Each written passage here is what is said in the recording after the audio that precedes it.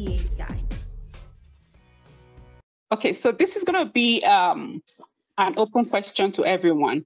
Is there anybody on this call who is going to be writing the NCAs for the first time? I asked that question because it helps me know how much details I put into the preliminaries. And I see Tomilola raising her hand already. Yeah, I'm writing for the first time. Okay, let's do this. So this class is to introduce you to Canadian criminal law. I can do a brief conversation around writing the NCAs generally. What you need to know about the NCAs, and I bet you guys know this already, it's an open book exams, meaning that you don't have to commit all of what you've read into memory. When you walk into the exams, you have your materials with you. What NCA is seeking is your ability to interpret the case laws and apply it to the facts that you've been given. So they will actually literally give you the law. So you are not worrying about what section of what law says or whatnot. So your focus is in your analysis. Now, because this is your first, majority of courses were indicated, is your first exams, this would be what I suggest you do. The first step is to make sure you have all your reading materials. Don't leave that to the last minute. When you go on the NCA website, you're going to have a section where they itemize all of the syllabus for all of the courses. I wish I could share my screen and show you that right now. When you go on there, you would see all of the syllabus. You make sure you download all the syllabus of all of the courses you want to be writing for these particular NCAs. I know that some of you may have been assessed to write more than 5 exams, but the minimum anyone would get is 5. If there's anybody on this call who has been assessed to write less than 5, let me know. But I know for certain that the minimum you get is 5.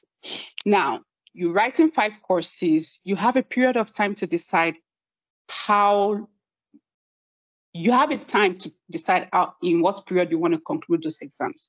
I know, again, for certain, some people had written these exams in one sitting. Some other persons will spread it all around. It's fine. It's whatever works for your own personal circumstance. However, the moment you decide that you're going to be writing these exams, what I suggest you do, like I said, the first thing, get all your materials. Number 2, get the syllabus.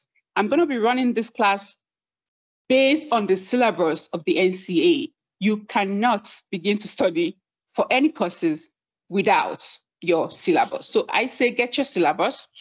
And then once you get your syllabus, you should familiarize yourself with your syllabus. Now, in the course of reading, I know we have this large community for NCAs. If you go on Facebook, there's quite a number of conversations around NCAs on Facebook. I say, don't be distracted. Know what you want to do. The moment you grab all your materials and you're comfortable with it and you've consulted with people, somebody like me or any other person you know for sure can guide you, the moment you have certainty as to these are the courses I'm going to be using, I would say stick to those materials. Don't try to change your materials in between your studies, because then that brings some confusion and you don't want that. So say you've started studying for your exams and you have all your reading materials. What do you need to do? NCA says to you, understand the course, for sure, that's given. Coming back to my own course, the Canadian criminal law, what you need to do is to know what NCA requires of you in your exams. And I'm sharing my screen right now. Can you guys see it? So what you have on my screen, it's funny how I'm sharing my screen and I can't see what I'm sharing. Anyways, what you should have on my screen should be the syllabus. And that's the NCA syllabus. If you go at the very top of the NCA syllabus, you see this section. I always highlight it to students so you don't miss it. It's very important. What you need to know there is this, and I'm highlighting it. Hopefully you can see my highlighting as well. Can you all see my highlighting? Sorry, Yes. Dad. Oh, now I can see it. Sorry, it wasn't working for me before. Very good, very good. So you see there, it says that to pass the examination, candidates are expected to identify the relevant issues, select and identify the material rules of law, including those in the criminal code and the relevant case law as understood in Canada. They went further and said, you need to explain how the law applies on each of the relevant issues, given the facts presented. Now, that is key. What does that mean? When you go into the exams for the Canadian criminal law, I'll tell you what you need. You need that syllabus. I already mentioned it. We'll go back to the syllabus. Number 2 is your criminal code. Now, in Canada, we have 2 types of criminal code. You have the just the criminal code as it is without annotation, and then you have the annotated criminal code. What the NCA requires that you get, or rather recommended, is the annotated criminal code. And I'll tell you why. From the word annotation, the criminal code has in itself explanations of the sections that you will be reviewing in your exams. So say you're reviewing a section, say section 265 that talks about an assault. You're reviewing that section. If you go down in the annotated version of the criminal code, it actually explains what that section is talking about in terms of the elements of the offense, as well as any other case laws that you would need. So you need that for your exams. So don't go into the exams with a pocket criminal code. No, you'll be doing yourself so much injustice. So you have that. So you have your syllabus, you have your criminal code. The next thing you need to know for certain is when you go into the exams, what you need to do in terms of answering your questions would be to follow certain rules. Now, the purpose of this class is to introduce the course. There is another class called the Exam Review Workshop, where we will be talking about how to answer your questions in the exams. But suffice to say, because this is just a general introduction, is when you're answering your questions in the Canadian criminal law exams, you need to abide by what we call the IRAC. And I think you guys already know this even for other courses. So IRAC stands for your issues, your rules, your application, and then your conclusion. That's like a general structure of how you answer your answers. Because when you're responding to questions, your examiner must be able to see clarity in terms of your analysis. They don't want to see confusion in your analysis. And the way that helps them is when they see a structured answer. I will leave this for when we have the exam review workshop at a future time. But for the purpose of criminal law, I have also included an additional letter in the IRAC. So again, your IRAC is issues, rules, application, and conclusion, right? For criminal law, because of the nature of the course, right, you would also need to include what I call a burden of proof segment. So instead of having an IRAC, you're going to have I, R, B, A, C. Does that make sense? So we are including a B after the R. What that does for you is that for anything, for any offense question, as well as a defense question, and I will try to, talk about this in a substantive way shortly. But for any offense section, defense section, or say even a sentencing question that you will be responding to, you will need to first identify the issues. Number one, issues. So you'll be given a set of facts in your exams. And it could be that Mr. Hay woke up in the morning, went down the street. In the process of going down the street, there was somebody else who was there. And then they had a confrontation. There was Mr. Hay struck Mr. B. As a result, Mr. B was injured. Something had happened. Now Mr. Hay has been charged with an assault. What must the Crown do to prove that Mr. Hay is guilty of the offense of an assault? Something like that. In responding to a question like that, you would need to first of all start with the issues. What are the issues? Number one, can the Crown prove that Mr. A is guilty of this offense? That's your issue. Number two, what are the rules? Oh, section 265 says XYZ. A case law says XYZ. We'll talk about everything in a bit if we can, because I know this is an introductory class. I get overly excited when I'm talking about criminal law, but I'll try to keep it simple. So what issues? Next is what? Rules. In your rules, you're adding all your sections, you're adding all your case laws, you're not doing nothing else there. It may be 1 line, 2 line, just your sections and your case laws. Then what you want, you go back to the burden of proof, the B. What is the burden of proof? Oh, the Crown has the burden to prove beyond reasonable doubt that this offense has been committed. You have to state that, because at that point, that is the burden of proof on the Crown.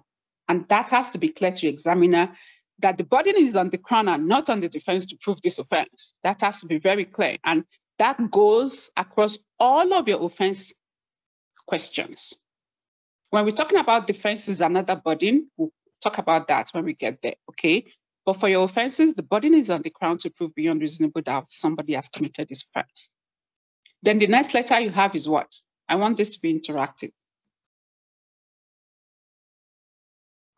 The next letter. A. Very good. Analysis. It is under A now that you focus on the law you've stated under your rules. Then you go back to the fact pattern question you've been provided in the exams.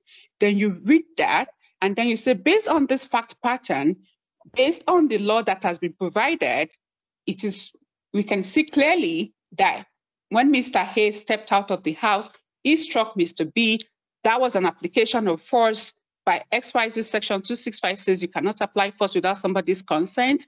And as a result, Mr. Hayes has committed the actus reus of the offense. You talk about the mens rea as well. We'll talk about that shortly as well. And then basically under your application, you are merging the law as well as the facts to show that an offense has been committed. Once you're done with that, you go to what? Your conclusion. What's your conclusion? My conclusion is that based on the above analysis, Mr. Hay can be found guilty of this offense. You're done. You're done analyzing your section 265 of the offense that you've been provided in your exams. Your examiner is excited. They are happy because why? They've seen clarity in your thoughts and your analysis. If you don't take anything away from this introductory class, just in the event you don't attend my class, take that away. You need that structure when you respond to your questions, okay? So that's just what you need in terms of how you prepare to go into your exams. Now, let's go back to what this course is about. Now, you have this syllabus right before you. I know you all can see it. If you cannot see it, let me know. And you see under this very segment, it talks about your materials. And this had not changed from time immemorial. It's always Steve Cullen for the criminal procedure and Kent Roach for the criminal law. Now, these are textbooks. I know we don't like to read textbooks. Why? Because it's bulky.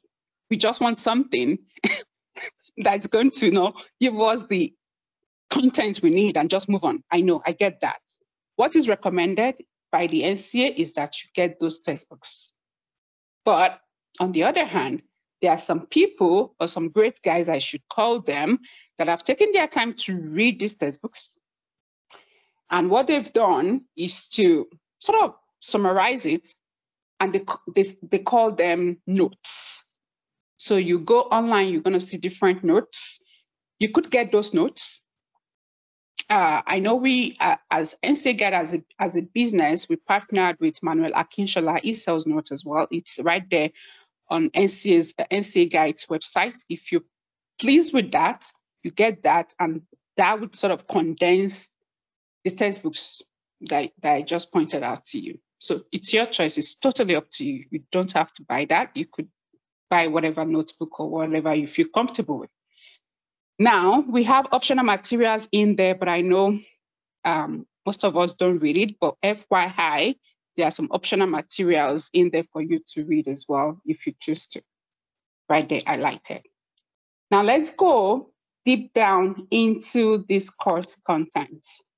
When we're talking about criminal law, Canadian criminal law, I'm going to tell you your syllabus is divided into 32 chapters. Has anyone seen the syllabus? Anyone taking their time to look at it at all before today? Anybody? Yes. Great. Okay. So you have a total of 32 chapters in your syllabus. That syllabus, I have gone through it a zillion times, and I can tell you that you can categorically divide them into 5 parts. Now, when we're talking about that, the first part will be the offense. You know, many times I've mentioned offenses. I mean, criminal law is criminal law. It's about offenses, really. So you have your offense segment. The second part, defenses. You would also have your procedure. On that procedure, we're talking about rules of courts, what actually happens when we are in court.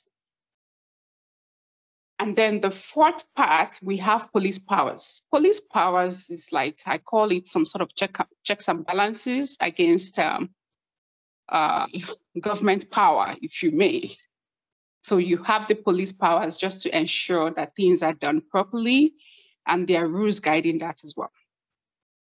If we have time, we'll talk about that today. Otherwise, maybe that will be in the intensive classes. Then the last segment would be the sentencing. Okay? So now when we talk about the offenses, we'll talk about the sources of law of those offenses. When we talk about the very first chapter in your syllabus, you see there, we have the general overview as well as preliminary matters, okay? So for chapter 1, you have the sources of criminal law. What are we talking about here? One thing we should know for sure is that the Criminal Code of Canada is the major source of the Canadian criminal law. There are other sources as well. I am from Nigeria. You would have some legislations that are meant purposely for a particular kind of offense. I didn't get to introduce myself well on this call, but back in Nigeria, I was a prosecutor, prosecuted cases of human trafficking.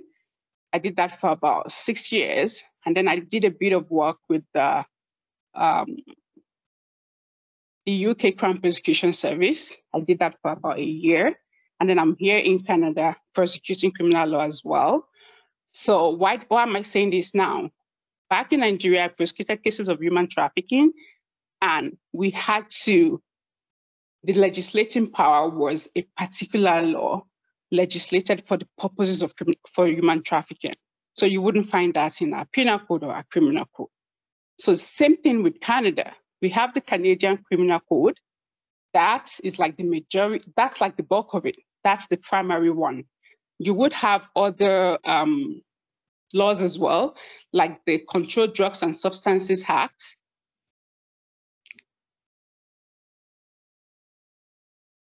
Hello, can you guys hear me?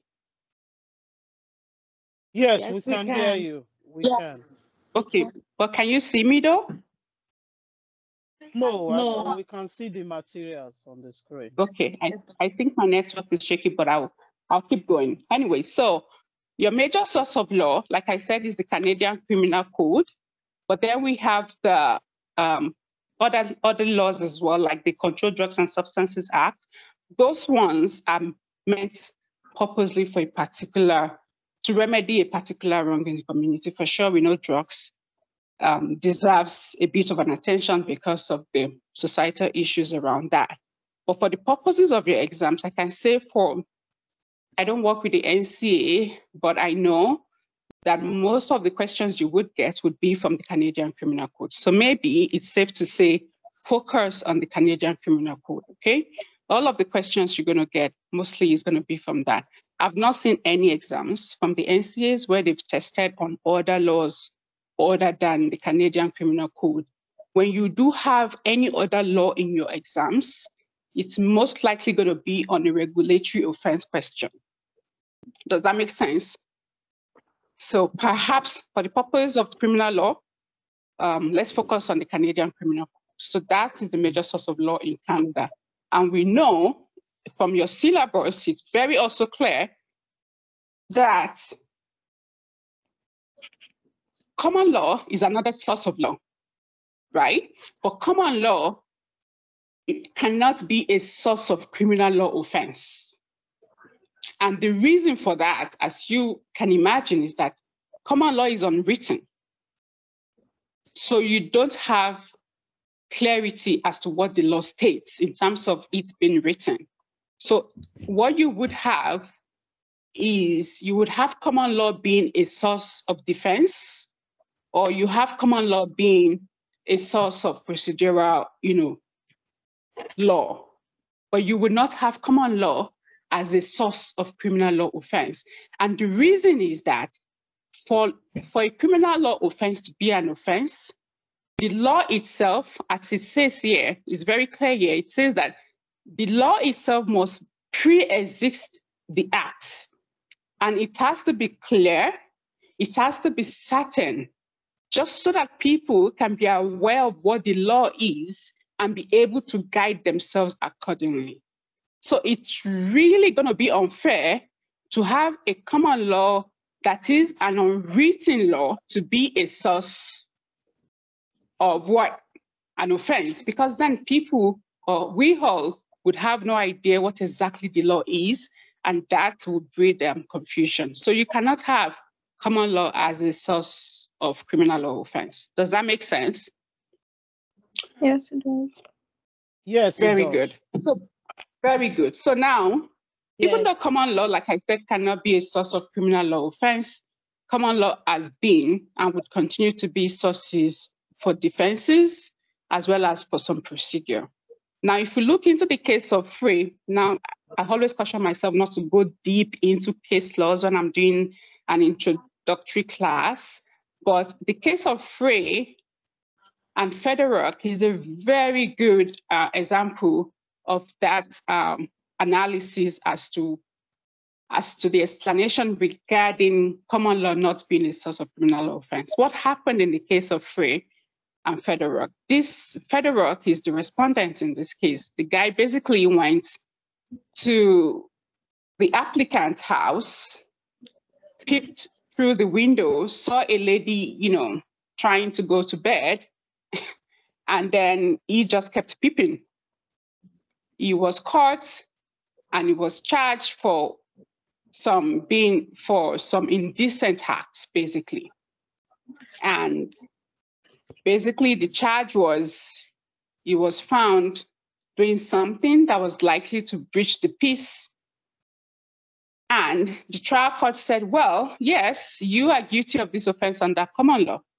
The Court of Appeal also agreed, but the Supreme Court said no, that there is nothing as committing an indecent act to commit public breach or something like that, peace of the public. The Supreme Court said that, yeah, we may say what he did was immoral.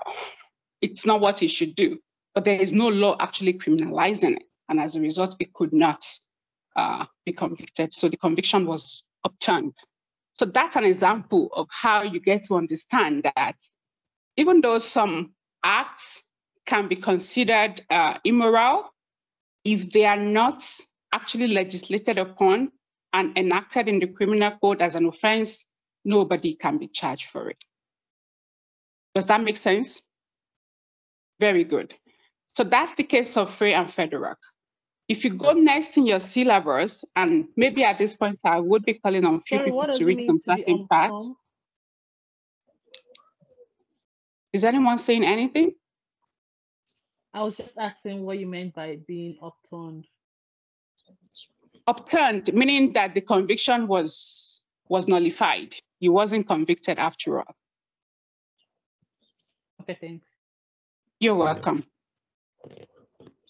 So if you go next into your down the line in your syllabus, you'd see it stated there that while common law offenses are not allowed, like I said, common law defenses are available under the Canadian criminal law and can still be created by the courts. And we have few case laws where they cited here. I would say these are the cases we'll be reviewing intensively in our classes when we do start the class. However, one case I would like to talk to you about is the case of Aaron Jobidon. And in this case, it stated basically that common law can be used to interpret criminal law offenses. So very clear, I just want this to be clear. Common law cannot be a source of your criminal law offense. It can be a source of your defenses. It can be used to interpret criminal law provisions. Does that make sense? And an example where this had been used to interpret criminal law offense was this case of Aaron Jobidon. Aaron Jobidon is a case where the court held that no one can consent to the infliction of bodily harm. So basically, when you have a charge of an assault, and again, when we talk about offenses, this will be clearer. But when you have an assault, what makes it an assault, what makes it an offense is you're applying force on someone without their consent. That is actually the element of the offense of an assault. However, when someone is consenting to that assault, you can say, well, this was a mutual fight. We're both fighting. And the court will say, fine, it's a consensual mutual fight. However, the moment you are engaging in this fight and you begin to inflict grievous bodily harm on the other person, even though the person was consenting to the fight in the first place, that consent would be vitiated. Why? Because the law says that no one can consent to an infliction of grievous bodily harm. That is a common law principle that was stated in the case of Aaron Jobidon. Now it's being used to interpret Section 265 and Section 266 of the Canadian Criminal Code. You see how common law can be used in that sense. Does that make sense to us? Yes, it does. Yes, it does. Very good. Is there any question on that?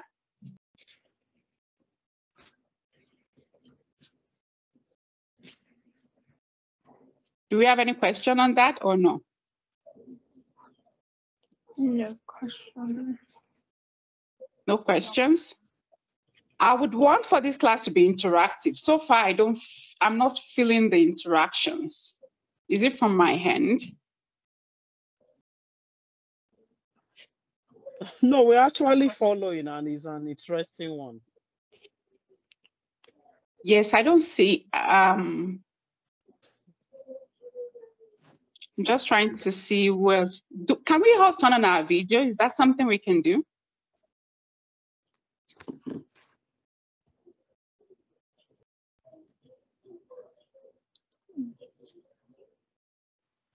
I need to see more people on my screen. That helps me to engage better.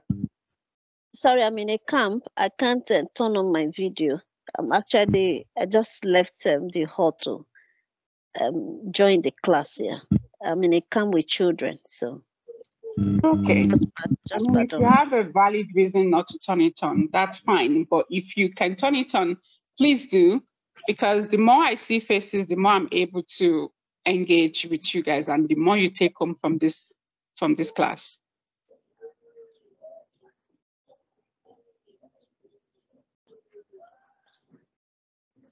Okay.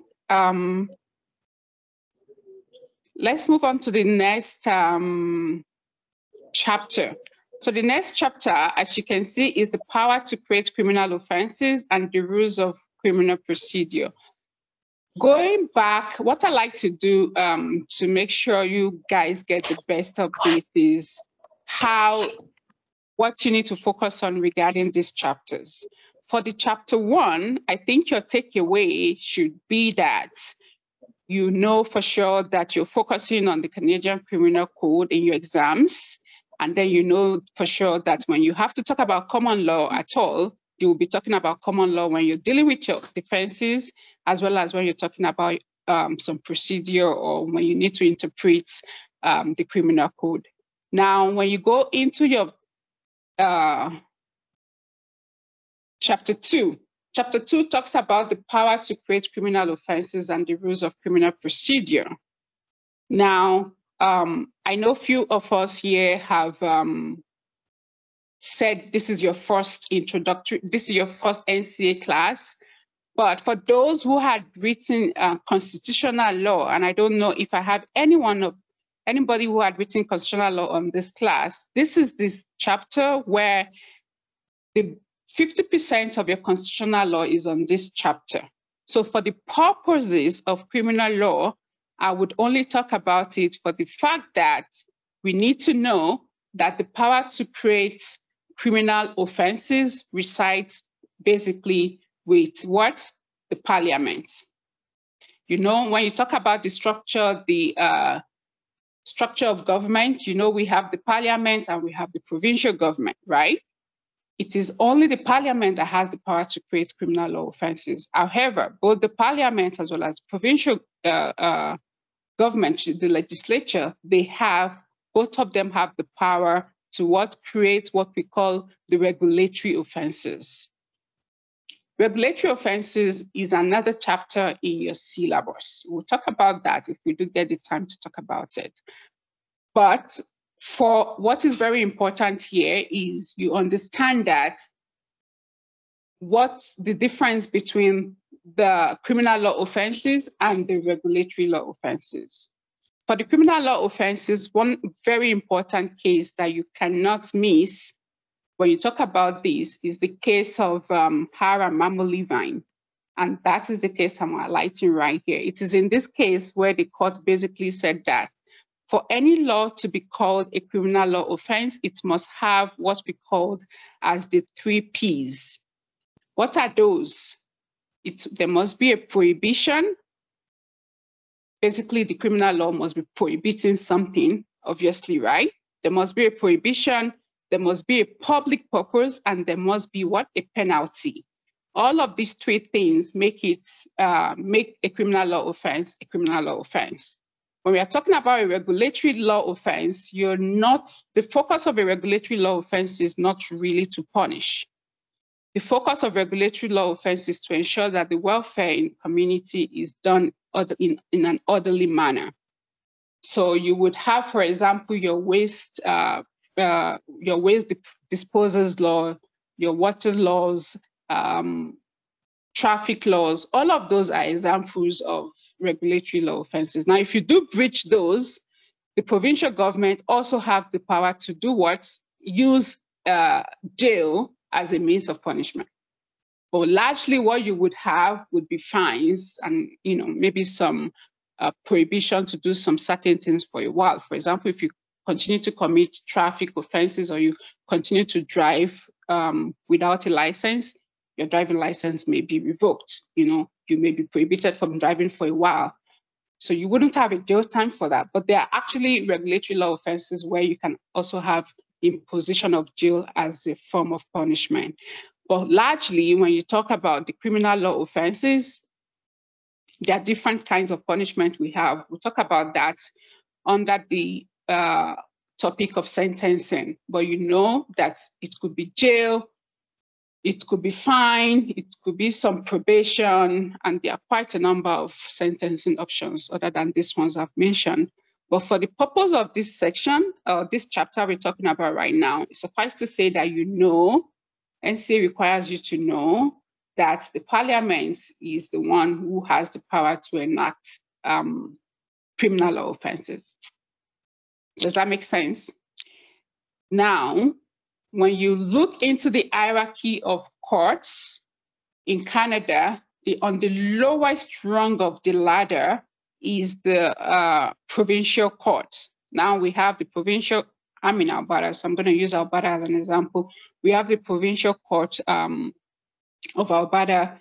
On the next level to that is the Court of King's Bench, and then you have the Court of Appeal, and then the Supreme Court. That's the hierarchy. Now, even though that the provincial government do not have the power to enact criminal law offenses, they have the power to enact the procedural aspects of things. So in terms of jury selection, for example, is a very great example because I know I came from a jurisdiction where we didn't have the jury system, but in Canada, we do have the jury system. So when you do have a jury trial, it would be the job of the provincial government to make sure that the jury selection is done properly and all of the rules regarding jury selection is done by the provincial government. Does that make sense? Right? Yes. So why what am I was your talking about this initial? chapter? Sorry, you mentioned that the provincial legislature has the right to enact. Was it the procedural aspect of it? Yes. Okay. So they don't have the power to enact criminal law offense. That power is solely on the parliament. And that power, you find it under section 91, sub 27 of the Constitution Act of Canada. That is the power of the parliament. The provincial government cannot engage in that as well. But because we have the lowest rung of courts, like I said, in the provinces, the provincial government would have the power to set up these courts and ensure that all of the rules governing the procedure is also enacted by them. Now, I mentioned the jury system as an example because that's one of the instances where we really do need for the provincial government to be very active, because when we talk about jury selection, there's a lot that goes into that. So the provincial government would have the power to ensure all of that is done very smoothly, right? So in terms of the procedure as well, although you have these courts in the province, for example, in the province of Alberta, the actual rules of procedure in the courtroom is still enacted by the parliament. Say, for example, the rules of evidence is enacted by the parliament as well. So what is the takeaway for this chapter? Number one, know that the parliament has the power to enact criminal law offenses. Both the parliament and the legislature has the power to enact regulatory law offenses. You may actually not get anything in your exam that makes you talk about this, but it's still part of your syllabus and you should be aware of it. Now, there are other sources of law as well. You have the Canadian Charter Rights and Freedoms. This is very important. You would pay attention to this charter when you're dealing with police powers, because your charter is the document that sort of ensures that the government respects the rights, fundamental rights of Canadians. So when you talk about your power, the police power to arrest, the police power to search, the police power to detain, all of those powers are checked by the Canadian Charter Rights and Freedom.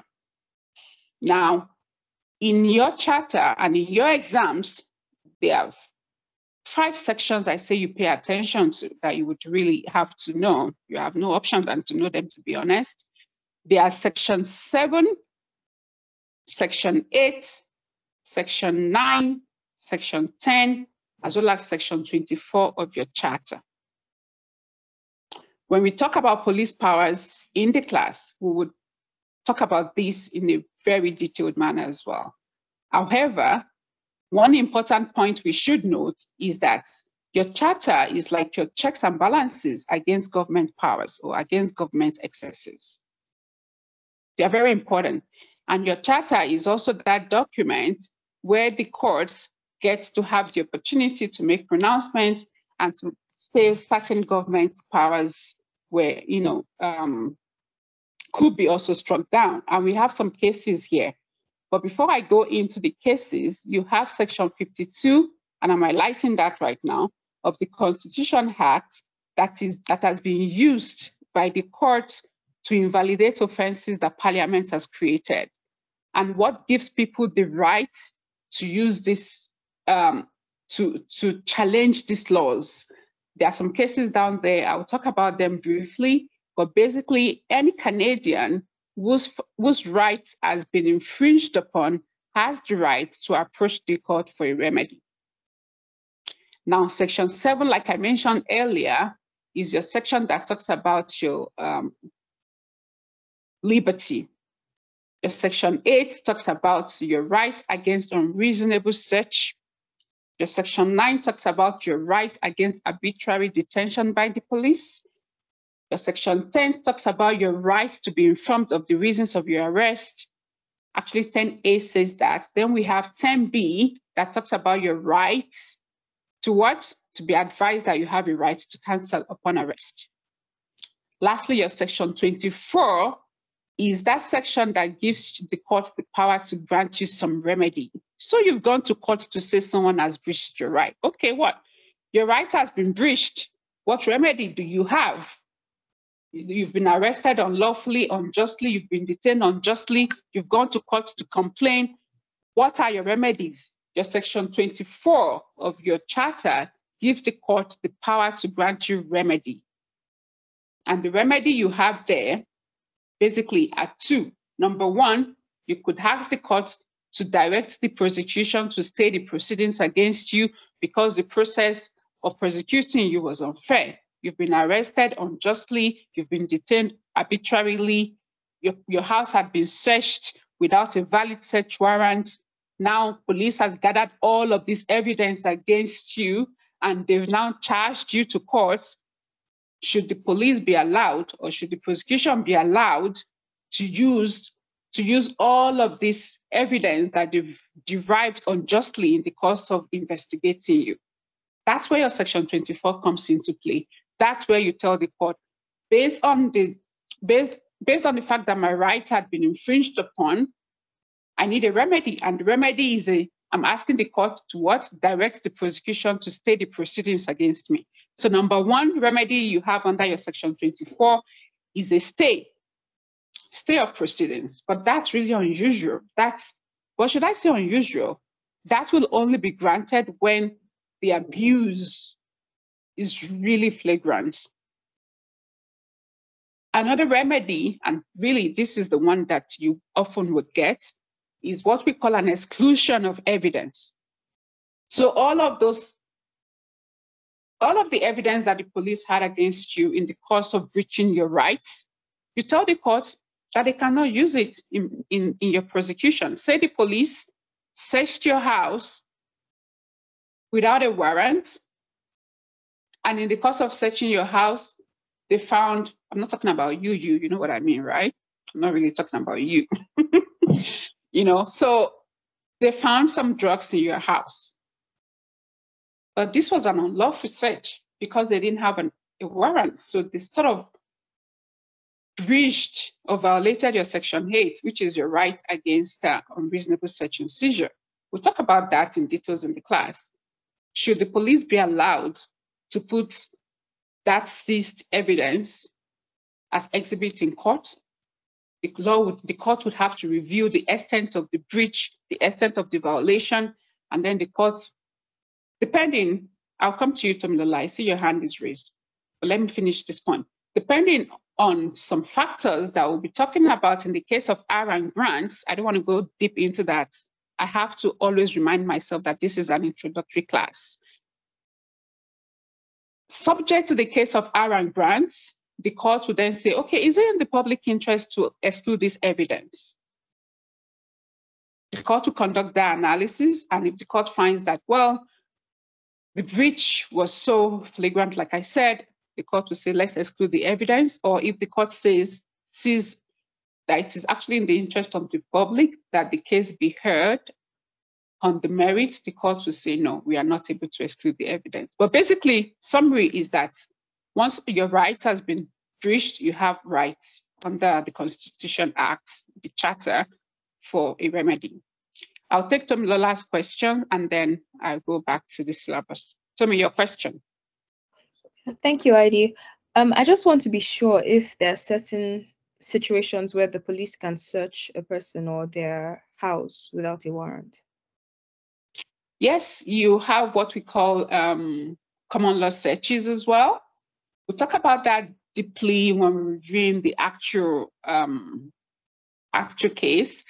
But the advice we usually give to the police is make sure you get a warrant. You don't just go into someone's house and begin to search, right? But there are also common law police powers as well that we'll talk about in the intensive classes. And Uyi's hand is raised as well. Yeah, thank you, Idayat. My question is, you were given a scenario where a police illegally entered a house for a search and found something. So I didn't get the outcome. So I made that example just to show that whatever the police is doing, they must also comply with the law. They cannot just go into your house without having an authority to do so. What gives them the authority is a warrant from the court to say, hey, we are investigating this case. We have reasons to believe that there are drugs in this particular house. Give us the permission to go in there. So, but if they do that without a warrant, and these warrants really, they are not really hard to get. You usually will get a justice of the peace to sign the warrants.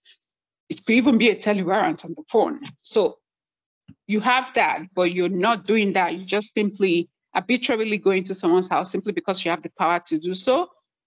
In that situation, depending on the analysis of the case of Aaron Grant that we'll talk about much later in the intensive class, the court would exclude the evidence. Okay. Because the police should not be able to benefit from their wrongdoing, basically. That's the rationale behind that. Thank you. You're welcome. Okay, so going back into the syllabus, and I want to highlight some case laws that you have in there. But before that, I talked about Section 52. Section 52 is the section of the Constitution Act where the court can actually have the power to invalidate some offenses. So say Parliament enacted some certain offenses, like we will see in some of these case laws I'm highlighting below, and the court finds that those offenses are either too broad or, sort of infringes on people's rights. The court would have the power to strike down some of those laws, right? And the court actually did that in the case of Canada and Bedford. Canada and Bedford is a very, very interesting and popular case. So you should know it when you talk about charter. It's a case that gave an illustration of the criminal offenses being struck down. What happened in Canada and Bedford? Canada and Bedford is the case of some ladies who went to court to challenge sections. What are the sections again? Section 210, 212, and 213 of the Criminal Code. Now, 210 is a section that talks about preventing prostitutes from keeping a bawdy house, basically like a prostitution house. Section 212 is the section that says prostitutes could not live on the avails of their prostitution. And Section 213 was the case that talks about not communicating about prostitution, and this set of girls who obviously are prostitutes, they went to court to say all of these sections are preventing them from being able to practice their act of prostitution. And Supreme Court actually agreed with them and struck down, some of these provisions. That is an example of where Section 52 had been used to check the excesses of the Parliament when we know for sure they have the power to enact these laws, but you also have the Constitution in terms of the Charter that sort of checks that excessive power, basically. Because whatever laws you're enacting must be in tandem with the rights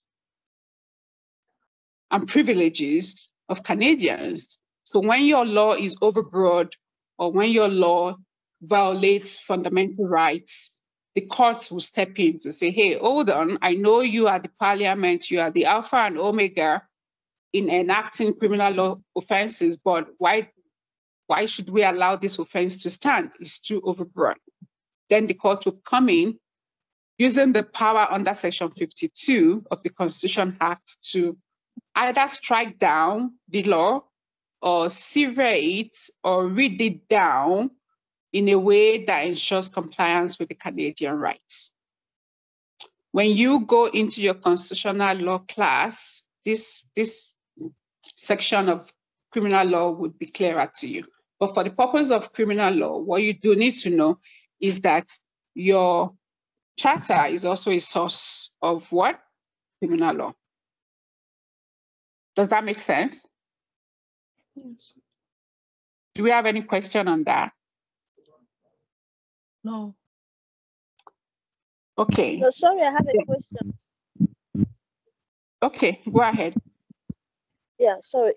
You just mentioned now that charter is a source of criminal law. Is it a source of criminal law or is it a tool for interpretation of criminal legislation? Because from the example you just gave, what they use charter to do was to kind of interpret, the provision of the charter as against the proposed legislation, as you mentioned in Ara and Bradford. So I just Very want good. clarity. Yeah, I just want clarity on that. And you're clear, you're really clear on that. So charter is a source of criminal law. Don't confuse it with a source of criminal law offense. Does that make sense? So charter is a source Sorry, of we criminal didn't law. hear you. It's confusing. So your charter is a source of criminal law because the court is able to use the charter to check the excesses of criminal law. But your charter is not a source of criminal law offense. Does that make sense? When we're talking about offenses, we're talking about the criminal code. When we're talking about criminal law, you're talking about the entire criminal law, and your charter is a source of that criminal law in the sense that your charter can be used to interpret criminal law provisions. Okay, sorry, Idea. I'm more confused now. I'm more confused now. Initially you mentioned the fact that that is the parliament that the criminal code is the main source of criminal offense, right? Then you mentioned the fact that what is it you said again? But that common law, yes, that common law is a tool for interpreting criminal offense, to interpret the criminal offense. So yeah, I was thinking, if we are saying a source, I was thinking referring to source in this essence is like where criminal offenses are being created. And from what you've said, my understanding is only the criminal code or the controlled drugs and all that legislation, parliament legislation that can create criminal offenses. So I'm more confused now with respect to the charter being a source of criminal law as different from being criminal offense. Please. Okay, so and who was, I didn't see you on my screen. Who just spoke? Sorry, is this Uyi? My name is Catherine. Okay. Sorry, and I can't see you on my screen, that's why. So let me try to address that confusion. Don't be confused, okay? When we talk about the source of criminal law, we're talking about majorly the criminal code, as well as some other laws that would aid in interpreting the provisions of this criminal code. Does that make sense? When we're talking about the source of offenses, you know for sure that you're only talking about criminal code. But we are talking about sources of law. It's the law in total. And the law includes what? The code. It includes the Constitution Act that I just talked about in terms of the charter. It also includes common law. Okay. But we're talking about the offenses. The only source, well, not the major source, I would say, is the criminal code. Okay. Okay. Thank you. That's clear. Yeah.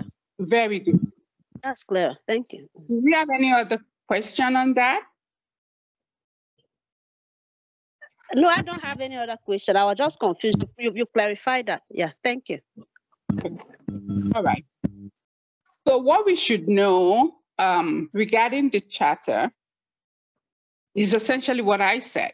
Those, I believe, 5 sections, section 7, 8, 9, 10, and 24. Read them, digest them. You will need them when you're talking about your police powers that we'll talk about shortly. Okay? Now, and I'm trying not to make this a little bit convoluted, but when we're talking about the Canadian Charter, we talked about it in the sense that it is a source of law that is used in interpreting criminal law offenses and criminal code generally. You also have other interpretative tools that help. You know, for sure, in Canada, it's bilingual. We have the French-speaking Canadians as well as the English-speaking Canadians. And because of that, our criminal code is also written in both languages. Now, when we are interpreting the criminal code, it is very, very important that we understand how to interpret this criminal code. Your criminal code, I believe, is divided into parts, and there are about 28 parts. When you talk about interpreting it, you would need to know that the English version of the criminal code as well as the French version had been used at different times to sort of interpret the criminal code in a way that makes sense. But I would leave that now and talk about the next chapter in your syllabus. I'll come back to that, just so we go syllabus, just go by the syllabus. So if we have no further questions on chapter 2, the next chapter will be chapter 3. As you can see, chapter 3, I would say, is the part where you begin to pay a little bit of attention, because then you begin to see how it works, how this applies in your exams. For chapter 1 and 2, it's theory. You just need to know it for background knowledge. But when we come to chapter 3, you begin to have an idea as to what this course is really about. So we talked about, chapter 3 is talking about the procedural classification of offenses. What we should know here is that we have 2 categories of offenses in Canada. Number 1, we have the summary offenses, and number 2, we have the indictable offenses. When we talk about summary offenses, as well as the indictable offenses, there are implications to these categories. What are the implications? I would divide the implications as 2. Number 1, the penalty, the punishment that would result from summary offenses as well as indictable offenses would differ. Number 2, it would be what? It would be the procedure. In between these categories, that summary and indictable, you would have what we call the hybrid. Hybrid basically means is in between. I'll start with the summary conviction offenses. So for the summary offenses you can say are those less serious offenses, if that makes sense. They are not considered very serious offenses. Indictable offenses, on the other hand, are considered very serious offenses. Now, in between this are what we call hybrid offenses. It's hybrid in the sense that the parliament is basically giving the prosecutors the power to decide how they want to prosecute the offense, whether they want to go by summary or whether they want to go by indictment. Why is this important for you in your exams? It is important for you in terms of your sentencing, I would say majorly, because NC exams, majorly for sentencing, but you should also know the importance in terms of procedure. But primarily, I would say we focus on the sentencing. I've seen so many questions on that for sentencing.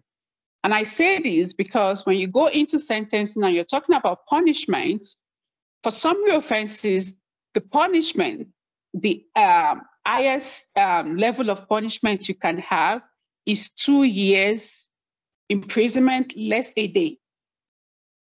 For summary offenses, 2 years less a day imprisonment. You can't have anything more than that. But for indictable offenses, it could be anything way above 2 years imprisonment. For indictable offenses as well, it could be less. But what we should know is when we talk about this kind of offenses, there are 2 sections that comes to mind. When you go into your section 553 of the Criminal Code, that talks about the offenses that I'll say that are not so serious offenses. So if you go into section 553, you see offenses like theft, obtaining by false pretenses. They are not really categorized as serious offenses, but those offenses are those that must be prosecuted in the provincial courts. Now, when you go into your section 469, your section 469 offenses are those offenses that are considered very serious. And those offenses include what? Murder, treason, mutiny, and all of those big guys, like I call them. The essence of your of dividing this into 2 is to have it has implications, like I said, on your sentencing, and it also has implication on the procedure. When we talk about the procedure, in Canada, like I told you earlier, most of our offenses are prosecuted. I see somebody's hand. Let me just land on this. Edna, I see your hand. Let me finish this point and then I come to you. When we talk about summary offenses, most of the offenses are prosecuted in the provincial courts. For summary offenses, one aspect of procedure we should know is that a preliminary inquiry is a form of proceedings. That proceedings is not applicable or is not available for summary offenses. Does that make sense? However, for an indictable offenses, the moment the prosecutor is electing to proceed by indictment, or if the parliament already stated this was an indictable offense in the criminal code, the defense or the accused would have the right to also decide what court they want the prosecution to be done. At this point, I will take Edna. Edna, what's your question? Okay, before you just said this, I wanted to find out if for indictable offenses, if it could also be prosecuted in the provincial courts.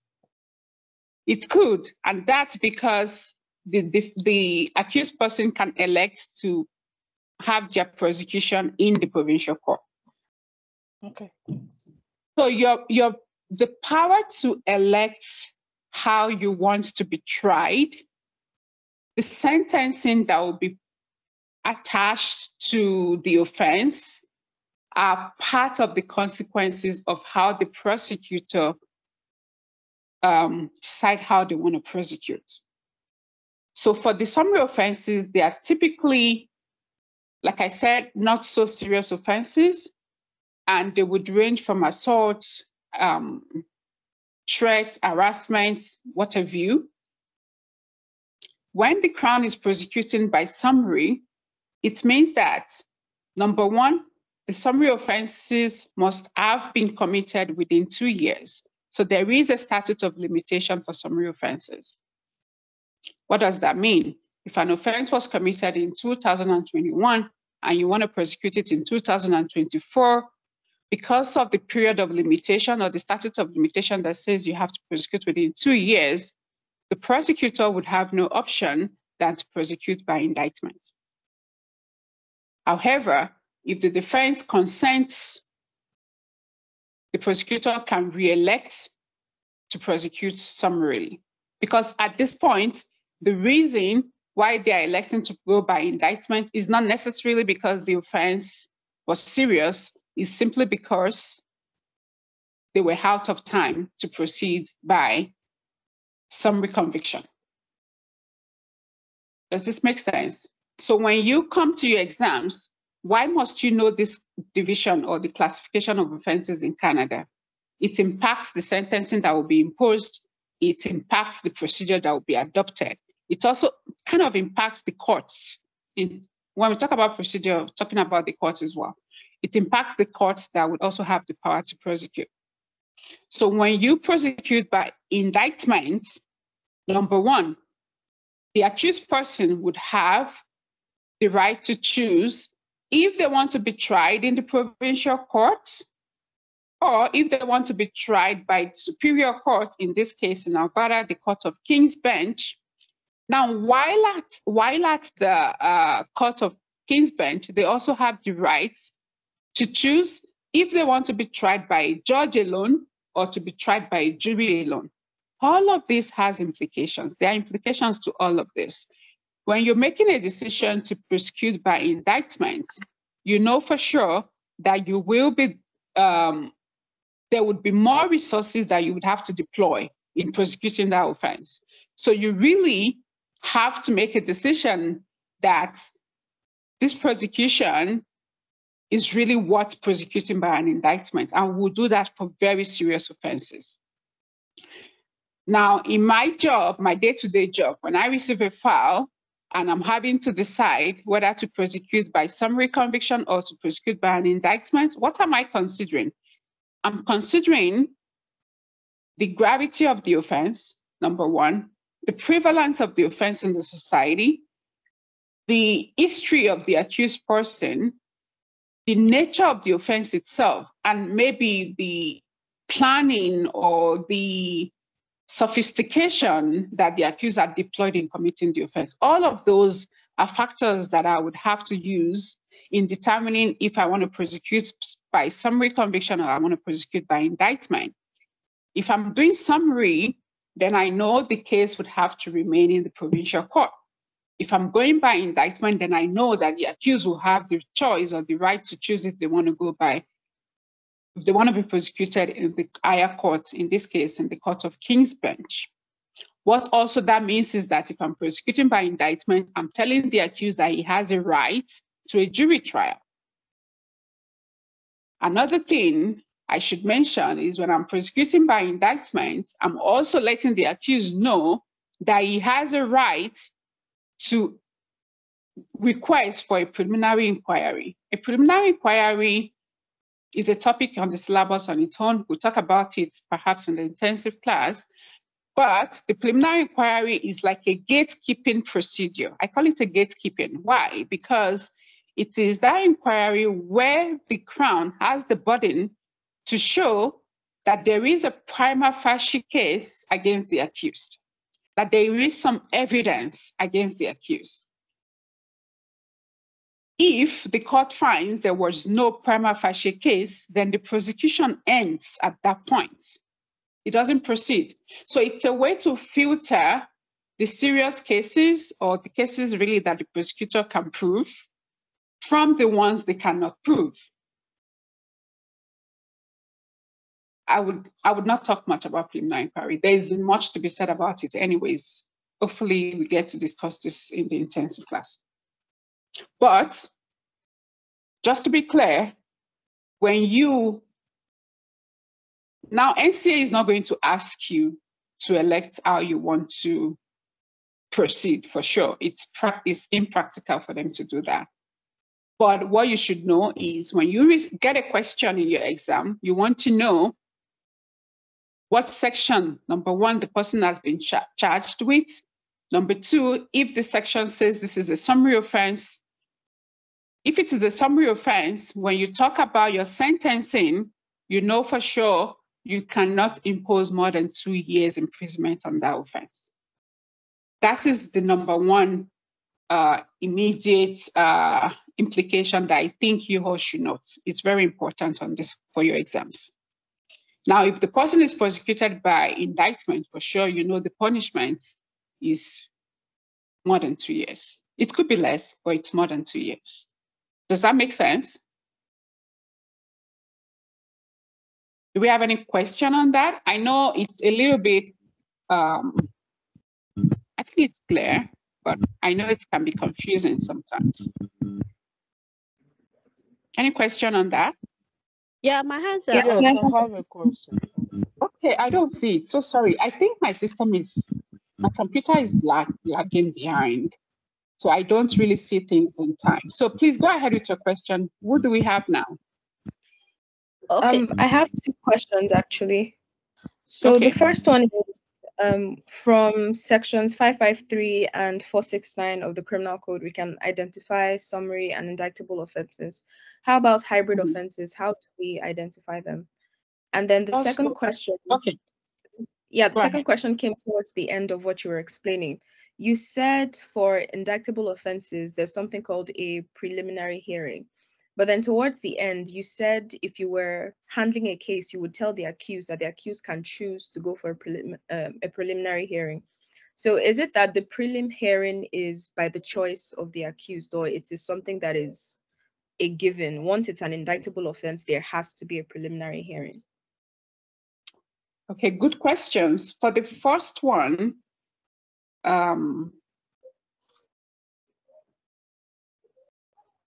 sorry, I'll start with the second one, the preliminary inquiry one. So it's not given. As a matter of fact, the prosecutor has the power, it's crazy, yes, but the prosecutor has the power to do what we call a direct indictment. So let me backtrack. The power is not given. It's not an assurance. So the fact that you have an indictable process does not mean that you automatically would have the right to a prelim.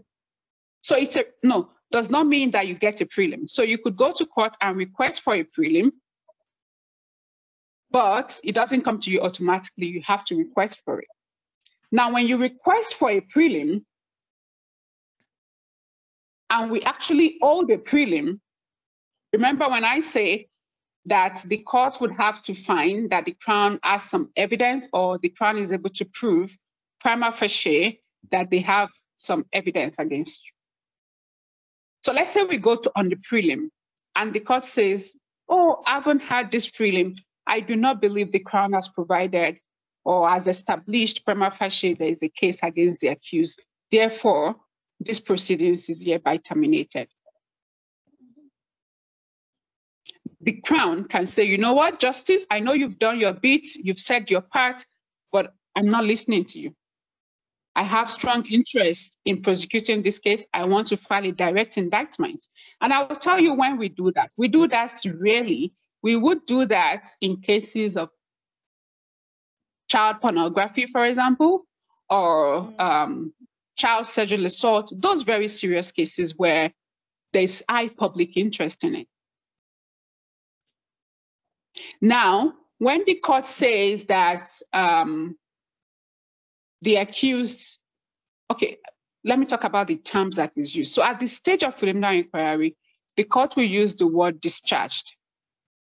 The fact that the accused person is discharged does not mean the prosecutor cannot go back, gather more evidence, and come back to say, hey, I have more. So he's not acquitted. So there is difference between being discharged and being acquitted. For the preliminary inquiry, what you would have is a discharge. So the court will say, hey, you know what? Crown failed to prove prima facie that there is a case against you, discharged. We could come back and say we have more, and then we litigate it. Or we could say, you know what, Justice, good job, but I don't care what you say. I'm still going ahead. Then I file my direct indictment. So the Attorney General has the power in that instance to override, not is override the right word, or to just bystep the justice to say, I try to do this, but now because I have a serious case, I don't care what you say. I'm exercising my power as an Attorney General to file a direct indictment, and then we proceed. Does that make sense? Yes, it does. Thank you. What was your first question? How to identify hybrid offenses? Okay, good. We can do an exercise here, but that would take time. You simply go into your criminal code, open any section of the criminal code. You would see at the below section part of it, they will tell you in the law that anybody who commits this offense, let me see. I want to get the exact term they do that. My criminal code is not right here with me. Anybody with a criminal code, just open any section, and then it tells you that this offense is punishable by summary conviction or is punishable by an indictment. It tells you that in the criminal code. So the way you get to know what mode of proceedings you have is actually in your criminal code. When it is hybrid, it says it this way, the way I just said it. Anybody who commits this offense is punishable by summary conviction or by indictment. The moment you see or, it's an indication that I can choose how I proceed as a crown. Thank you so much. But then there are also other sections that will simply just tell you anybody who commits this offense is how do they say? This offense is punishable by summary conviction, and it ends there. Does that make sense? So in that case, you know this is solely a summary conviction offense. Yeah? Thank you. That answers my questions. Very good. There was someone else with a question. Yeah, I have a question. Please proceed. Okay, please, in your discourse, you said an accused person who is charged with an indictable offense can choose to be tried at the provincial courts. And you said the provincial court, their judgment is normally like 2 years less a day. So in that instance, how will that accused, what will be the sentencing, since the provincial court cannot go beyond their powers to impose 2 years a day? Then secondly, my other question is... Can I take your first question first? Then you tell me your second question after. Okay. You have misunderstood me, and maybe I wasn't clear. So the provincial court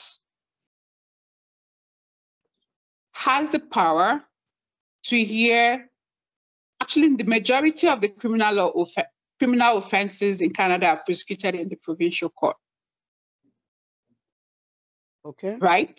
What it means when I mention section 553 is that section 553 is an absolute jurisdiction court for the provincial court, that you cannot have these offenses in the higher courts.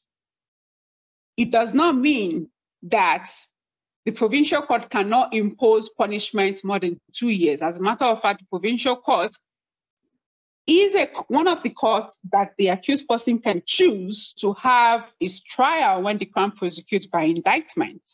So that means that the provincial court has the power to hear all of the offenses in the criminal code, except for the offenses listed under section 469, where the accused can then choose either I stay in the provincial court or I go to the Court of King's Bench.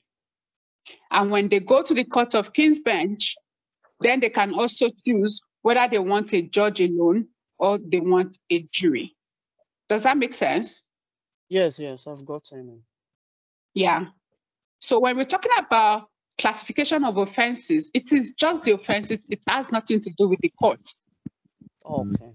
Summary can only be in the provincial courts. Court, yeah. Other offenses are in the provincial court too.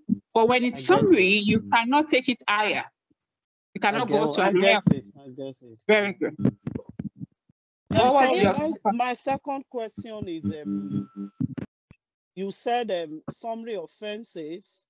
There's a two-year statute of limitation, but that the Crown has the power to like now charge that person if they did not bring the charges before the elapse of that 2 years, that they can now bring up that charge under indictable offense. I'm saying, is that a balance? Does it not look like is bogus or extraneous or something? I just wanted clarification on that. Yes, and you know, I had a case where it was a simple assault case, but it went for a long time. Like it's a domestic assault where this guy just kept assaulting his wife for a very long time within the span of 2 months. So it was happening. So it's in that case, the charge was not laid in time, so I was out of time. So in that situation, I have no choice because there's public interest in prosecuting the case, right? I still want to proceed. What I did was to prosecute by indictment. And when I do that, because we all know, right? The justice understands, the defense counsel understands that I've only done this because I was out of time. It may appear bogus, but that's my prerogative. That's my discretion as a Crown. The justice cannot tell me anything about that. I have the discretion to prosecute my case the way I deem fit. But what we do in practice is, I'll tell the defense, I've prosecuted, but I'm proceeding by indictment because I was out of time. I'm okay re-electing to summary if you consent. The law allows me to re-elect to summary with the consent of the defense, because that being out of time means that I'm out of time, I can't do anything about that, but the defense has the power to waive that period, to say, I don't care, I will just consent. And then usually they would consent and we would then proceed summarily. The implication of me proceeding by indictment basically also means to the court that I can seek a punishment of more than 2 years.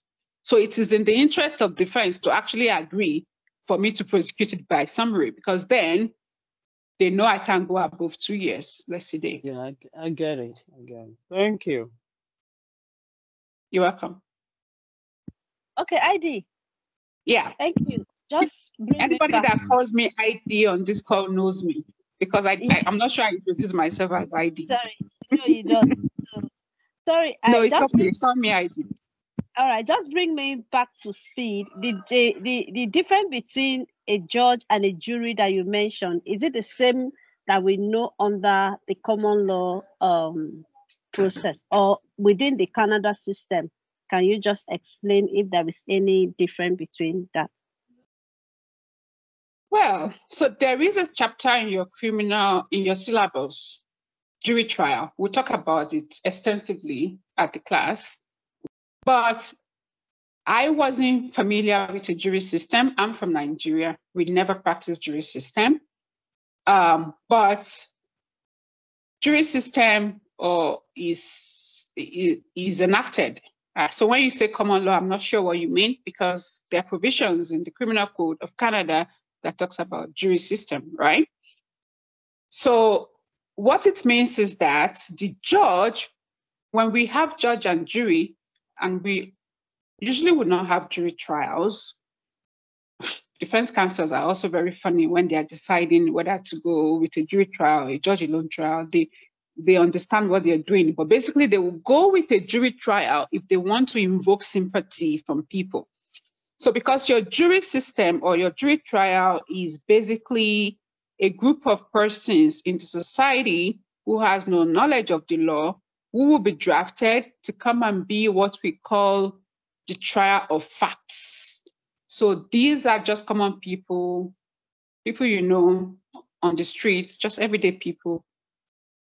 They would be the one to constitute this jury. Their job is to listen to the evidence and decide if the accused is guilty or not. Very, very important job. In that jury trial, you will have a judge sitting. The judge is sitting as a what? As a trial of law. So the judge's job in a jury trial is just to make sure that all of the laws are complied with. So it is the judge that will be giving the jury instructions on what the law says. So the judge and the jury would work together. The jury's job is to decide if the accused is guilty. In a jury trial, it is not the justice that is making that decision. The justice's job, however, is to instruct the jury on what the law says on very important points. It's a very interesting procedure. I really do like jury trials. When the jury convicts the accused, say we've had the evidence, we find that you're guilty, it is now the justice's job to sentence the accused. So I don't know if that answered your question. Yes, it does. Yes, okay. It does. When I was saying common law, was I think under the UK system, they have like a jury process. That's why I was bringing common law. Yeah, and it's I don't know. Yeah, thank you. You're welcome. Any other question? I see someone's hand up. Yes. Sure. Okay. I have a question. Please go ahead. Normally, there are 5 questions for a criminal examination, and for a certain question, for example, number 1, there are several sub-questions. So, how should I use the Iraq method to analyze this one? There are several sub-questions, so too complicated if I use Iraq for each sub-question. That's a good question. That's a very good question. And maybe I should clarify. When you're using your Iraq or the revised form of Iraq I gave you earlier, you'll be using it when you're analyzing your offense sections and your defense questions rather. Maybe you can also use it when you're dealing with sentencing and regulatory proceedings, but any question where you have a fact pattern structure, where you've been given some set of facts or some story, as you can call it. And the question is, can this guy be convicted, right? Or what are the defenses available to this guy? Or what is the appropriate sentence for this guy? In questions like that, you need your IRAC. Your IRAC, again, is to help you structure that your answer or your analysis. Now, like you said, there are sub-questions, some sub-questions that could be 5, 10 marks that only talks about theory. Or what is a preliminary inquiry? Or what are jury trials? Or what is pretrial motion? Those kind of questions, you cannot use IRAC for them. It's impractical. Those are theory questions. Okay. Does that make sense? Yes. So when it is necessary to use the IRAC, I use IRAC. So if not, then I just put my answers there. Very good. Like you just have to use your, just apply your, should I say your wisdom in that sense, because your IRAC is just for the fact pattern questions. Okay, for the IRAC questions, if I forgot to write conclusion, so some marks will be reduced, right? Well, I'm not the examiner, but the whole essence of it is just to have clarity. Maybe in the body of your answers, you actually did concluded, but if the examiner didn't see that word conclusion as adding, and they were just not so patient, they will just assume you didn't conclude right. So I would say try and endeavor to just use the sub-headings just to structure it. You don't want to miss any mark. And like you've rightly noted, there are marks for all of this. So you identify the right issues, you get your marks for it. You identify the burden of proof, you get your marks for it. You don't do that, you miss some marks, and you don't want to do that. So now you know, you just try to make sure you structure it clearly and use all the subheadings that you could use. Okay, can I use some cases that are not referred to in the syllabus? They're in the textbooks, but not in the syllabus, some cases. Oh, for sure. I was Okay. worried for you. So if you have case laws in the textbook, you've read the textbooks and there are case laws, and I can tell you there are a number of them, you can for sure use it. It's part of your syllabus, right? Remember, your syllabus actually directed you to the textbooks. Okay, so only the cases mentioned in the syllabus that are those are enough for the exam. I would say so, to be honest. I would say so, but I'm not the examiner, so you can't take my word to the bank on that. Okay, thank you. You're welcome. Okay, I see so many hands up. Before I take those questions, I just want to say we're getting to the end of the class. I'll take your questions, but I see that we've not been able to cover as much as I would love to. And maybe that's because I delved too much in content, which I believe is great, because if anything, you know some of these topics very clearly now. The class will be concluded at 3:30, so let's try to make use of that time. I'll take the questions that you have now. I see 2 hands are up.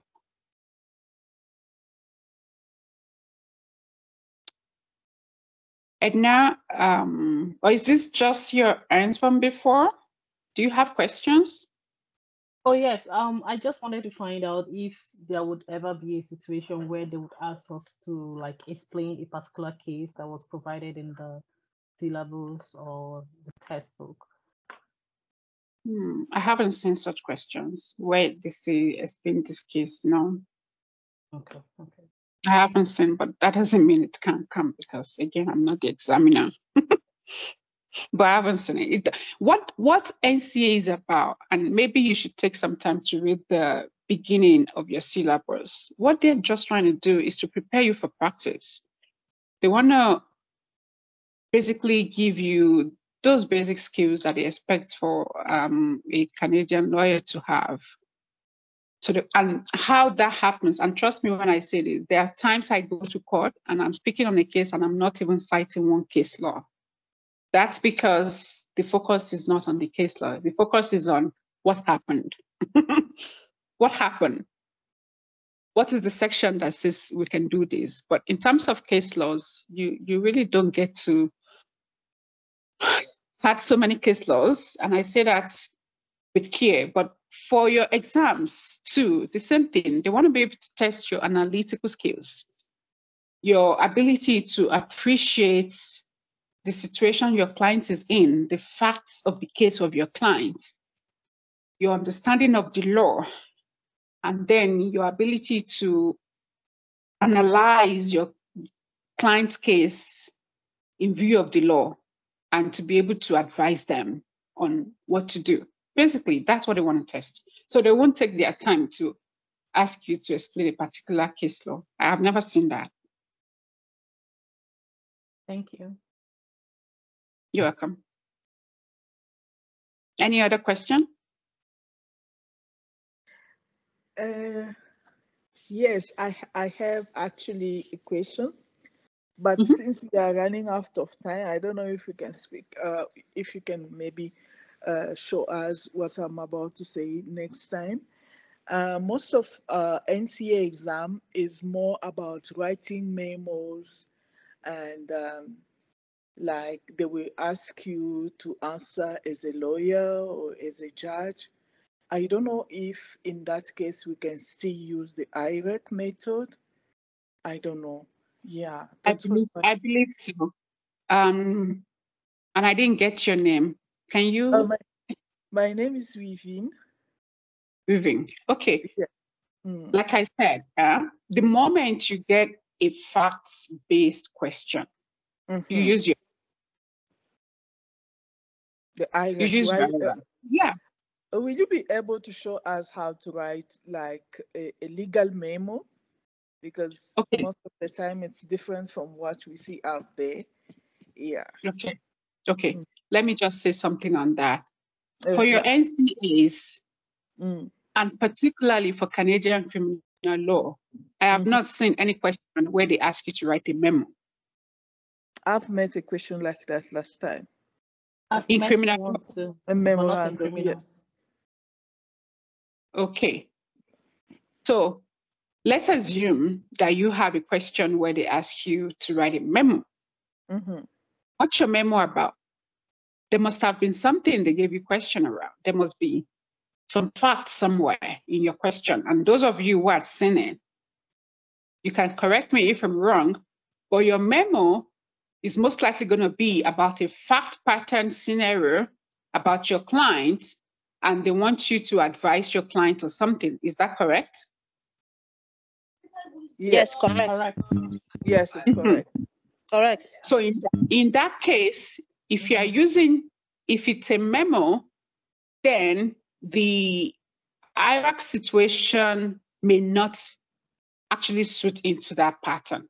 And I say that because in my experience, for the memo I've seen, I'm writing a memo maybe to a principal or something, and just want to explain what the position of the law is on the fact pattern they've given you.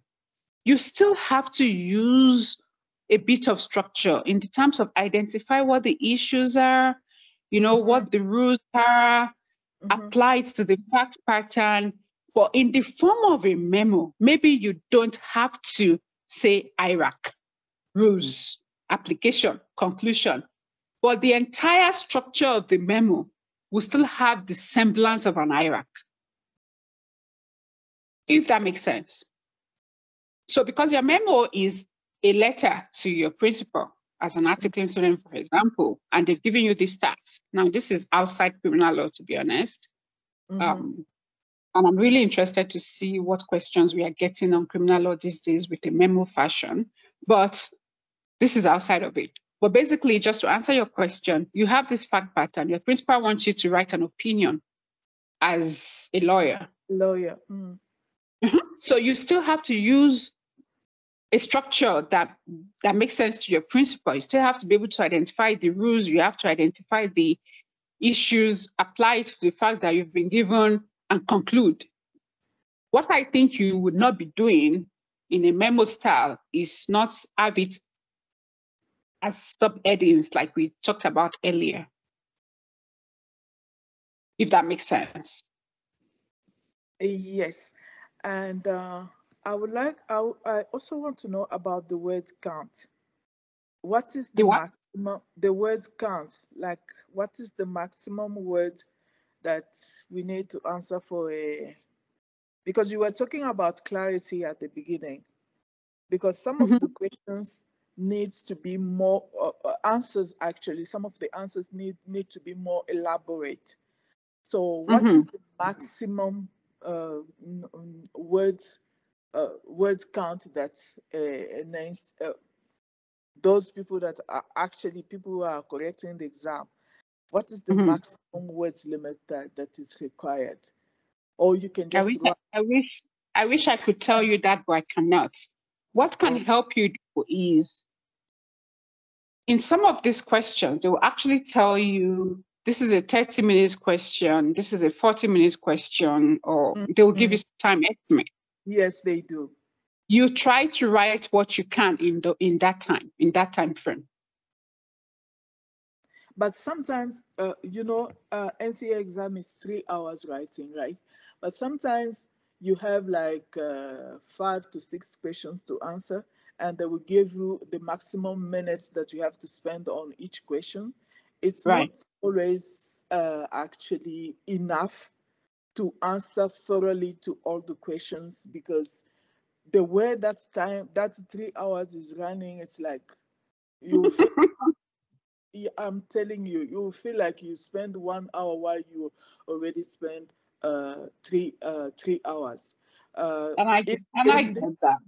Yeah, in this syllabus, sometimes they will tell you to just like resume some answers and just write what you were supposed, like to resume an answer, saying what you wanted, what are the key words to that answer. But I don't know, I don't think they do consider that when the answers are not really elaborate. It's like they don't really consider it. Yeah. Well, you So, see, what the advice I'm going to leave you with, the whole idea of exams itself is the ability to test your knowledge within a particular time frame. That's it. So that timing is part of the skills you're required to master, so to speak. The only thing that can help you, like I said before, is to try to stick to that timing, write what you can within that time. When you're writing your question or your answer and you were not done, but the time that was allotted to that question was done, you leave it and move to the next one. That's the best I can tell you. I cannot say this is the maximum or the minimum amount of words that are required for each question. That's impossible. It's subjective. It goes from one person to the other. But what you should be doing is to make sure that you are actually responding to all of the issues in the questions. That's why it's important that you at least identify all the issues first, list them out, then you can pick it one after the other, just to make sure that you've covered what is required of you. But in terms of the time or the amount of words, I can't answer that. And are we supposed to, every time when we answer a case, are we supposed to give like a case reference? So like every time when you answer like assault or those stuff, you have to mention the case that is related to that. Like when you mention about Jobida. Oh, okay. You have to, because that's part of it. And it's right there in your course materials, remember? So you have it before you. At this point, I think we should be wrapping up, but you go on our website, uw.ncaguides.com. There are some great materials that can help you. For example, I have what I call the Canadian Criminal Law Answer Framework. That framework is great in the sense that it gives you an idea of what the content of your answers should be. And then it also states, should I say, all of the defense questions that you may come across. It's right there. It's stated there. The law is stated there. The case laws are stated there for you. And it's up to date to the syllabus as well. All of the case laws are there. What you would be doing the moment you have the framework is to be able to apply the facts that you've been provided in your exam to the laws that have been provided in that answer framework. So maybe that could help you. But at this point, I would like to hear more people. If you have any questions, we should be wrapping up. Thank you so much. Thanks a lot. So I guess I'm declaring this as answer and question and answer sessions. Okay, thank you so much. You're welcome. So do we have any observation or comments regarding the class? Yeah, Ida. Can we stay longer? Yeah, Ida, I think I was expecting we would have done another chapter, but the question time has actually taken more of your time. But I would have loved you to, you know, at least maybe talk on at least chapter 3 or 4, you know, just to give us, you know. What was chapter 4? The last chapter you did, I think chapter 3, you know. So just so you basically want me to continue this introductory class? Yes. Instead, I think we've taken more time for questions, and the questions are more like I would say preliminary questions, which are not really the core subject issues. So well, I mean, the persons are asking the questions really also needed to know, right? I So know. Yeah, they are important. Yeah, they are. They are. So you know what? It's actually not possible to an attempt to delve into the syllabus is not possible, to be honest, because the class is for a short period of time. But I can take that topic, interpreting criminal provisions. And there's really not much to this topic, if you ask me, and part of which I've actually mentioned in the course of this class. no, But the only thing, it's the not only thing, particular that one.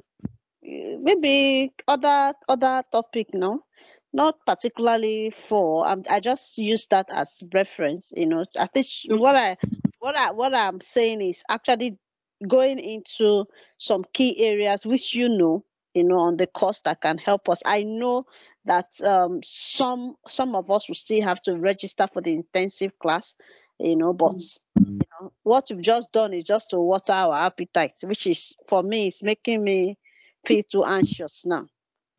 Yes, and you're right. You're right. I tend to go deeper in my introductory classes because I'm not ever able to stop myself from doing that. But you know that introductory class is meant to be introductory, where you just basically give you tips on how to study. But yes, I'm saying this with so much caution because the next topic is the element of your criminal law offenses. That's a big topic. That's a very big topic. And that's a very important one that I would not, but I'll give you the tips, just the tips of the iceberg. Very important. Okay, that's fine. Just give us the tips. Thank you. Okay. So when you talk about your elements of criminal law offenses, I'll tell you what I've done.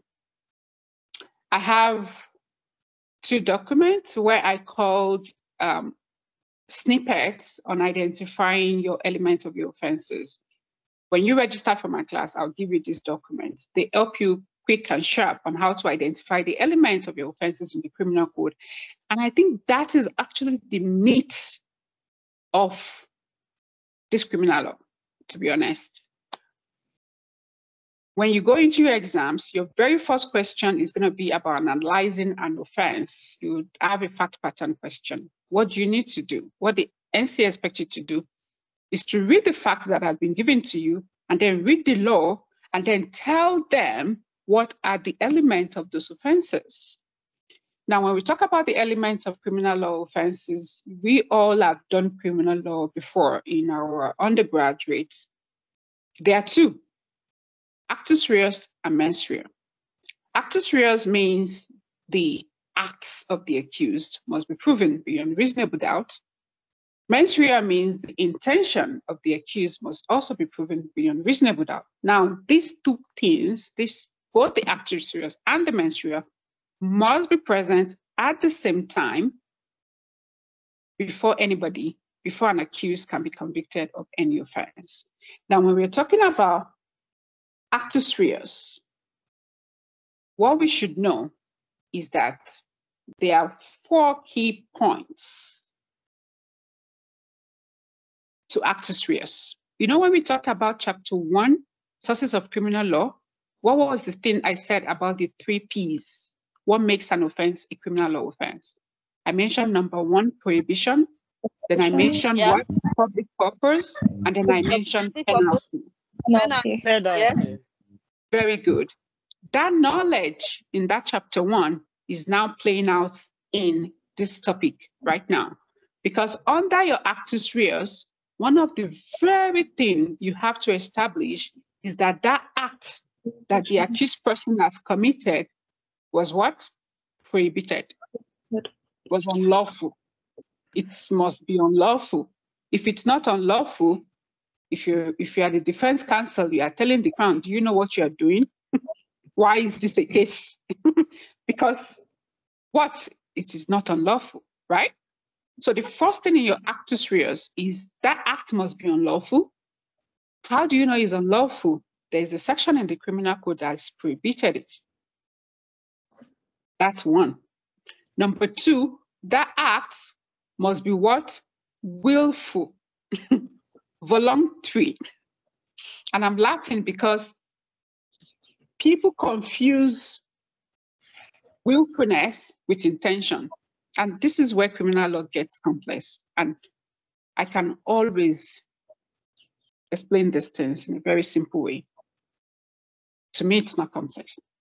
But number one, act must be unlawful. Number two, act must be willful, must be voluntary. Number three is that whatever act the accused person had done was without the consent of the person that they committed the act against, meaning the victim. The act must have been done without the consent of the victim. If the victim was consenting, it is what? It is not an offense. But remember the case of R and Jobidon, where I said that the common law was used to say that what? I want to know who has been following on this call. That one gives consent to grievous bodily harm. Very good. Yeah. Yeah. Very good. That is it. So this is where that knowledge in R and Jobidon comes into play. The act must have been done without the consent of the victim. However, if the victim consented and the accused continued to strike the victim to the point that they bled, then that consent is also vitiated, right? Just know that. But going back to the 4 things that you need to show for actus reus, the 4th one is causation. Now, causation is not always a factor in your offense. Your causation would only come into play, and you will only talk about causation when the law prohibiting the act of the accused actually says that there must be a what? A consequence. If there was no consequence attached, then you would only focus on the first 3 I mentioned. Prohibition is unlawful for sure. You can always trust yourself that it's unlawful, because otherwise then you don't have an exam. It's unlawful, it's willful, it's voluntary, it was without the consent of the victim, and if causation is a factor, you prove causation. All of this must be established by the Crown beyond reasonable doubt. Can you explain Then what you you go, mean by willful? okay. Okay, I was going to talk about mens rea and then try to differentiate willfulness from intention. So willful is that when we are talking about actus reus, one thing I always say is that you're focusing on the action of the accused. When you're reading your criminal code on actus reus, you are focusing on the verbs, your action words. What did he do? Mm-hmm. That's the question you're asking. What did he do? Right? Now, because you're focusing on the action of the accused, you're focusing on his physical. Your willfulness is also relating to his physical, his actions. What was his body doing? One very good example in your syllabus, you guys make sure you read your syllabus. One very good example in your syllabus is that somebody who was suffering from seizure, a medical condition where you simply cannot control your hands or your head, or you cannot control it. It just goes like that. You can't stop it, right? In the course of you trying to move or something and you struck someone, you know you struck the person because you just simply couldn't stop your hands, right? In that situation, if you strike this person and the Crown decides to file a case or a charge, one of the defenses that you will be raising is that that action was not willful. It wasn't voluntary. It is different from intention that is looking into your mind. When you're talking about willfulness, voluntariness, You're talking about the physical of the accused. Does that make sense? Yes, thank you. Very good. That's very important. If you don't take away anything, take away the explanation of willfulness and knowing that it is different from intention. So you have that there. This guy, you've been able to prove that he did all of the four. The act was prohibited. His action was unlawful. He did it without the consent of the victim. His act was willful, voluntary, and his action also led to the consequence that was prohibited by the law. So you have all of the actus reus checked out. But that's not enough. You have to go into the mens rea. You have to prove that he had the intention. Now, when you talk about intention, there's always that legal principle that no one knows the intention of another person.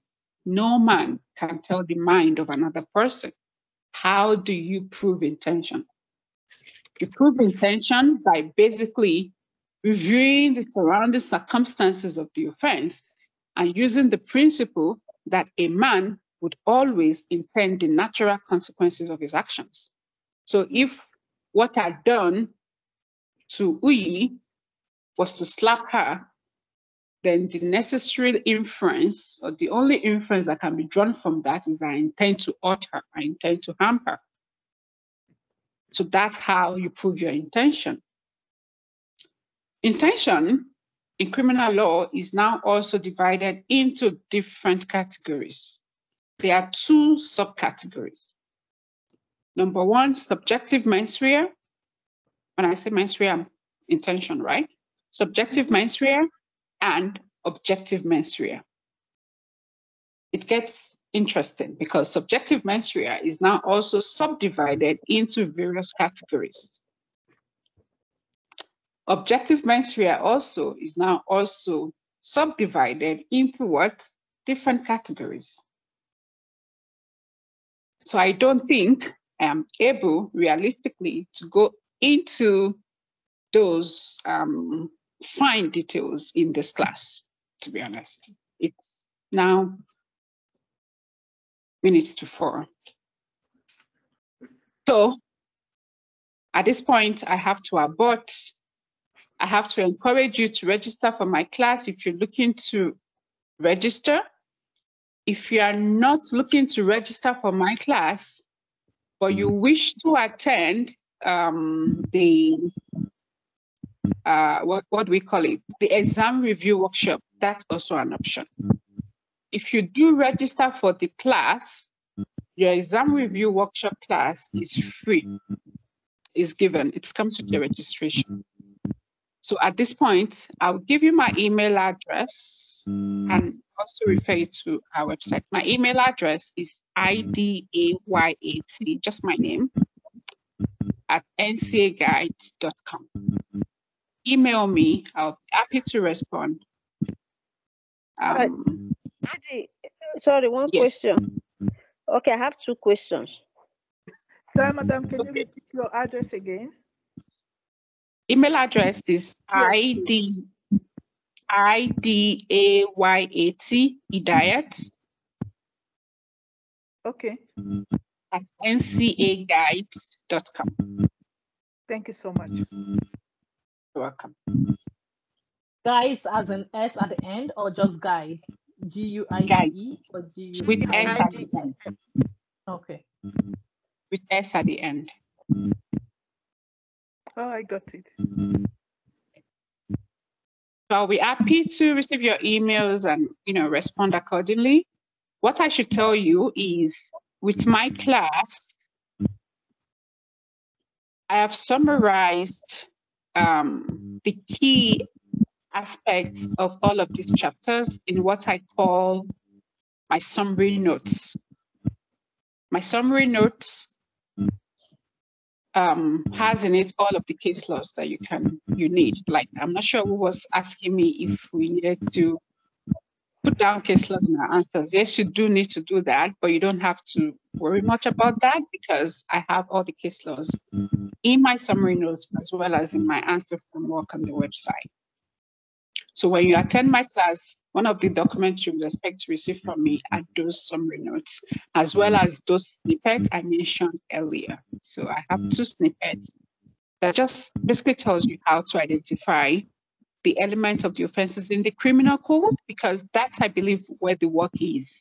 When you read your section in your criminal code, and NCA said it, they don't expect you to know all of the offense sections in the criminal code. It's almost impossible. What they expect you to be able to do is to be able to analyze any section they give to you in the exams by reading the criminal code provision section and identifying what the actus reus is and what the mens rea is. There is always that exercise I do in my class where we would actually read the code and we would identify the relevant mens rea. You need that skill for exams. Where can we get the annotated criminal code? Lexis 96 is a good place to buy. But I always say, because I'm not sure if we have anybody on this call with a plan to be a crime prosecutor like me or be a defense counsel, if you don't have such plans, maybe it's actually not a good idea to buy. I know your library, your local library or your law library would have these criminal codes. You just go there with your student card and they'll give you a copy for the duration of your exams. When you're done, you return it. But if you want to buy, Lexis is a place to go buy. Sorry, what's a student's card? Does the NCA give us a student's card? I think so. There is a number. There's something that says you're a student. Maybe not a student card, but you have your exam number or something. That's the NCA number, the profile Yeah. number. Yeah. Okay, If you go to the library and show them that, they would give you. Actually, if you book for the exam and you just take the exam booking to the law library, they're gonna give you books in a week after you write. Actually, I'm using Alberta Law Library here in Calgary. I will just bring my exam booking, and then they will give you books for the period a week after the exam. Like last week, I took the procedure and the criminal law books. We keep them till a week after my exam. I'm writing exam in May, so I will have the books till May. When you show them that's nice. When you show that you go, the law libraries are more here in Calgary. They are at the courthouse. Okay. So when you go there, you just show them the exam booking. They're gonna give you a library card. It's actually a temporary library card, but when you have the exam booking, they will give you books, and you can bring them home. You can even use the library facilities to read and stuff like that. So it's very good. You. Yeah, you're Thank welcome. you. You're welcome. Thank you, everyone, for joining this class. Thank you for your patience. Have a nice day, and I look forward to seeing you soon. Thank you. Thank you. This was very helpful. Thank you, very much. Idayat. Yeah, it was a good one. Thank you. God bless you. Thank you, bye. NCA Guide.